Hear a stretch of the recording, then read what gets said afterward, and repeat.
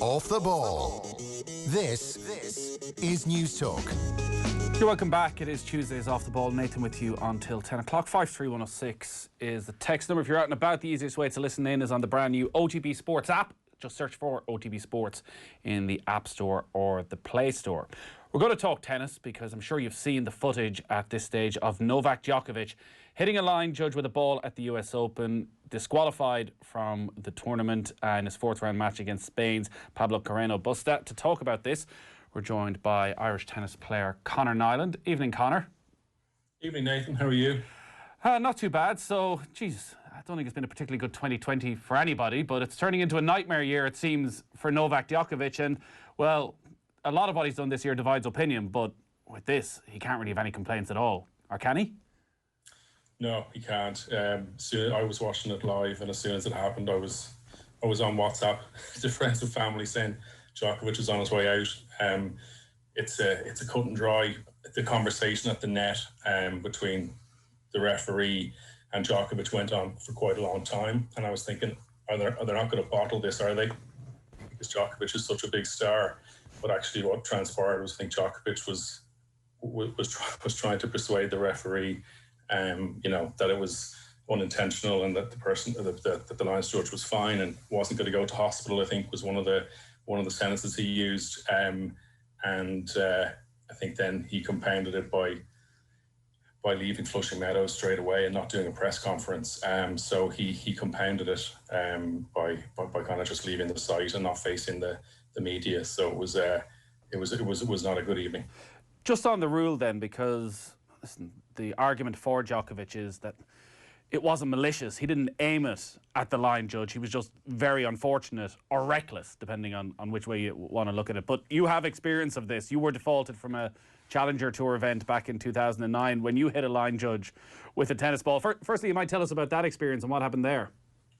Yeah, so it was May 2008, and I was playing a Challenger event in LA, Carson, just beside the LA Galaxy Stadium there, and it was actually a really cold, windy day, and I liked that. And obviously, from growing up in Limerick, kind of played to my strengths. And I was up in a match against a guy ranked quite a bit ahead of me, a guy called Ryan Sweeting. And I was up 6-love, 5-3. Obviously, it was best of 3 set matches. It was a Challenger. Ryan held serve for 5-4, and then I went to serve out the match at 5-4. Had a match point, and my serve getting broken, and I, just like Djokovic, had just lost my serve, so I had a ball in my pocket, and took the ball out, and just gave it a swipe, and it travelled all the way across the court and hit a lines judge at the far end. Again, just like with Djokovic, an unsuspecting lines judge who was looking in the other direction. And, I've heard people sort of saying, did the lines judge overplay it? She kind of went in installments and very dramatic. But, I think maybe people don't understand a tennis ball is not soft. And when it's hit from, and he was at the service line and she was at the back fence, and I was playing, when I played on Arthur Ashe, the thing that struck me was, like playing in a football stadium, the distance from the back fence to the service line on that court is a lot bigger than your average tennis court. So for it to be travelling at her kind of throat level, it was moving. Now, it obviously wasn't intentional, and it wasn't full speed, but it would have. I think it's worth reinforcing that point as well, because the footage that most people see first off was actually slow motion, and it almost looks like he's knocking the ball back with a bit more force than he intends, but there's a view from overhead when you see it in real time, and it gives it a fair whack. Yeah, she's looking up and to the right. She doesn't see it happening. I mean, if somebody touches you on the throat, you're not really going to enjoy it. So, a tennis ball, you don't know what's happening. You're wearing a face mask, and I can imagine it would have been very unpleasant. When I was watching it, she went in. I didn't know what was happening. They had the camera directly on Djokovic when he hit the ball. So all I saw was this woman going down. I thought this person's having a seizure. Then obviously they went to another court. Then they came back, and obviously what transpired happened. But to go back to my incident, I went straight to the lines first, and I knew I was completely done as well. But I was I was really concerned, that I'd done some damage. Luckily, he was absolutely fine. And the referee came out, and obviously, I was defaulted, and that's it. It happens. It happens probably 2 or 3 or 4 times a year on the Challenger Tour and the Futures Tour, unfortunately. Very rare to see it. I had a Grand Slam, the number 1 in the world. So it was one of those kind of incidents that I think people who don't even follow tennis or even follow sport have been talking about this week. And obviously with the year that Djokovic has had with the COVID tour, the Adria Tour event that he held in Eastern Europe, which obviously was a horrible series of events that took place when players got COVID and probably many fans as well. And then he obviously had the anti-vaccination comments. So it was, while he was out of the tournaments and out of the limelight for a few months, he sort of kept on cropping up. And then for this to happen at the very end, when he's still going for this Grand Slam record up against Federer and Nadal, it was, it's something that we'll be talking about for a long, long time, I think. Just on the conversation he was having then with the officials afterwards, because your incident is over a decade ago now. The Tim Henman incident at Wimbledon that's come up quite a lot is, I think, probably over 20 years at this stage. Yeah, is it a rule that started Tim's career? He was 2021. Yeah, is this a rule that everybody is very clear on, that Novak Djokovic would have been well aware, or would there potentially have been some wiggle room in terms of whether it was intentional, whether it was malicious, that he could have somehow got away with it because it was accidental? Take a look at Djokovic's face when they pan to him, when he realises what's happened. He'll tell you all you need to know. He was done. He was defaulted without a shadow of a doubt. You can't hit. Obviously, it's almost never going to be intentional. I mean, if somebody gets hit on a tennis court from a racket or a ball, it's going to be an accident. But if you're doing it out of anger, you've just lost your serve. Like let's say he just won the set, and he hit the ball, or won a match, and he hit the ball up into the air, and it kind of comes down and hits somebody, then, maybe there's something where, for the next match, it'd still be okay. I don't know. But, when you're, and I think a game before, or 2 games before, he'd actually had 3 set points. He was up 5-4 on Carreño Busta's serve and 40 love. And Carreño Busta won one of the set points off a challenge that had just clipped the line. So at the end of that game, Djokovic sort of swiped the ball into the side of the court. So he'd actually done it within a couple of minutes of the actual incident, and then obviously went and lost his serve. So there was a build-up of pressure and frustration that fed into their decision. Yeah, the first incident where Djokovic smashed it on the side of the court, there was almost a sense watching that of, he's like, well, there's nobody here. I have a bit more freedom to do what I want because there's nobody in the stand. So actually I can be a bit more expressive. I can let my frustration out. Yeah, that's the irony, isn't it? That this was the tournament with nobody there, and the number 1 in the world hit somebody, gets defaulted. It was strange. It was very 2020, I suppose. And again, the fact that he also has created this new player association, and the PTPA, the Professional Tennis Players Association, that he's become a joint president of, with a guy called Vasek Pospisil, who's about 80 in the world, Canadian guy. So he's become a spokesperson for this breakaway union that the players have put together. And then for him to have this happen, and then for him not to face the press, and then just release an Instagram post explaining what happened and how sorry he was, for me wasn't good enough. If he's going to be front and center as a spokesperson for the new players union, I think there's even more responsibility on to sort of face up. Yeah. Again, I'm not massively judging him for what happened, and I'm also aware that I'm sitting here having done something very similar myself 10 years ago. But I just think when people are sort of saying, should he have been defaulted? Yes. Did the lines person make an awful lot of it? No, she didn't. And should he have kind of handled the situation better in the aftermath? Absolutely, as well. On the bigger picture then, you've played against Novak Djokovic at Flushing Meadows on a day you'd probably sooner forget as well, with the way things worked out, and you ended up being quite ill and it wasn't the experience you would have wanted. But you've been on tour and you would be aware of the impression of Djokovic, because it does seem as though everything has been thrown into the mix with this incident, that as you say, the Adria Tour and the COVID outbreak at that, and his general attitude around COVID and being an anti-vaxxer, it seems, and this breakaway grouping that suddenly he's been put out there as this bad boy of tennis, which actually is a narrative for tennis. May not be the worst thing if you had full crowds and it was adding to the drama. But what's the view of Djokovic within tennis circles, and has it changed? And is it at odds of what the view of Djokovic is from the outside, as somebody whose main entrance, like a lot of people, will be around the Grand Slams? You look at the last decade, like, he's won as many Grand Slams in the 2010s as Federer did in the previous decade. Yet, in this part of the world, obviously there's a lot of talk of Andy Murray. Federer is arguably the most popular sports person in the world, and then you Nadal is his rival. And Djokovic was sort of more low-key.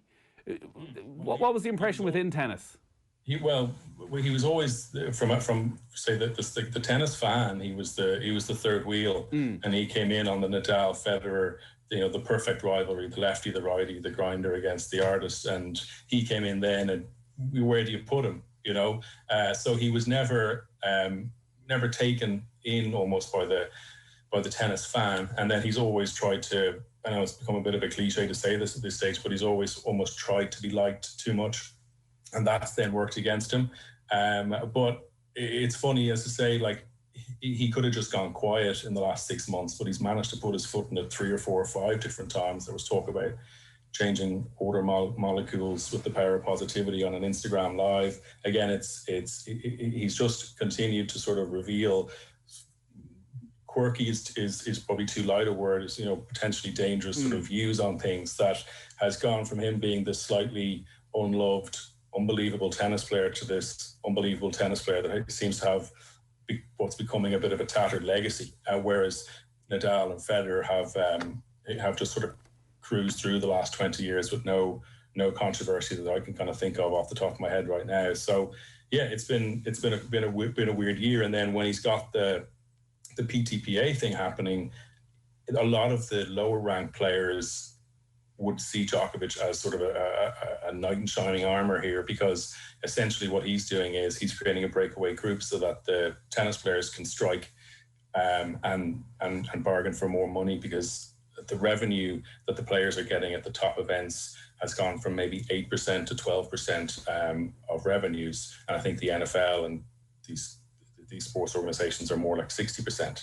So the players are trying to band together, and they needed a top guy, and Djokovic is that guy. So if you ask a guy who's 80 in the world what they think of Novak Djokovic, they're going to say he's doing an unbelievable job for us, because he doesn't need to do it. He's made his money. He's going to be retired in 2 or 3 years. So, from that standpoint, there might be guys in the tour who spend a lot of time with him and think this guy's a decent guy, but then obviously it's broad brush when we're looking at it from afar and through the lens of the media, and he becomes a caricature. And I think you're in danger then of making him a sort of a ridiculous sort of villain character, which I don't think he is. But I just think he's had a terrible year, and I think he hasn't done himself any favors. And I think, as you say, that's sort of my take on it. On the one hand, he's a pantomime villain, but on the other hand, he is somebody with a lot of influence, and a lot of what he's saying and putting out in his social media around being an anti-vaxxer is quite dangerous. And maybe that is a part to focus on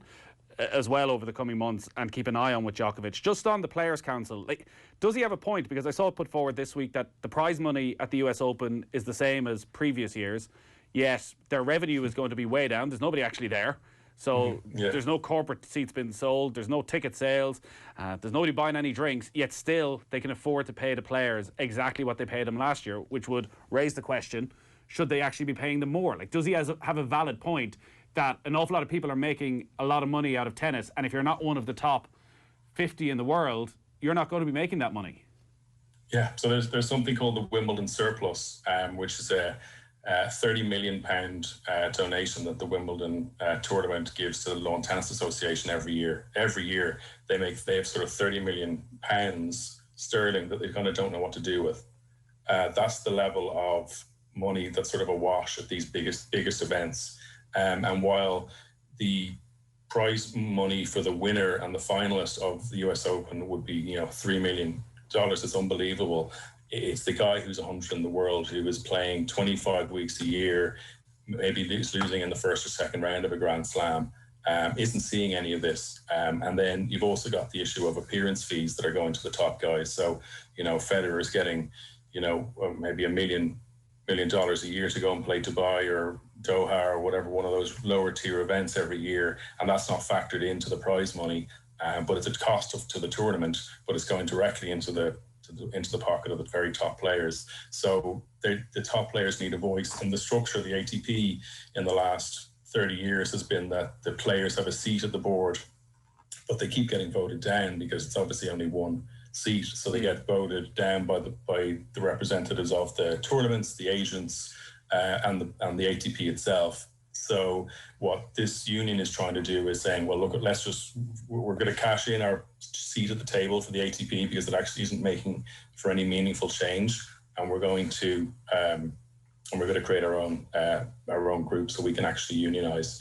Now, again, going back to the PTPA, it's men only, and that's yet another thing that Djokovic maybe is starting to backtrack on now. The last couple of days, people are saying, well, hang on a second. Why don't we do this with the women as well? Make it a much better spectacle.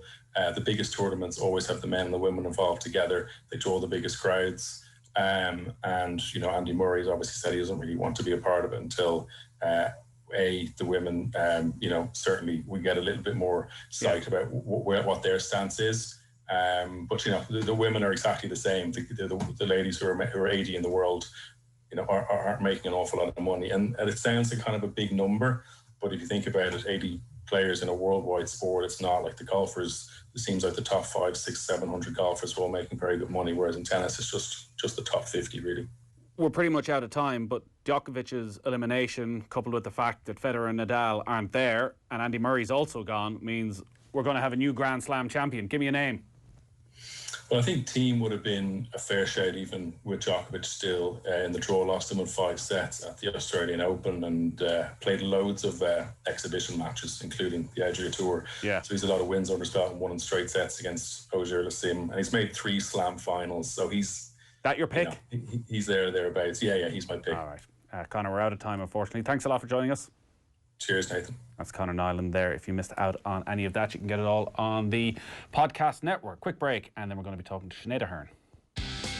Off the ball on News Talk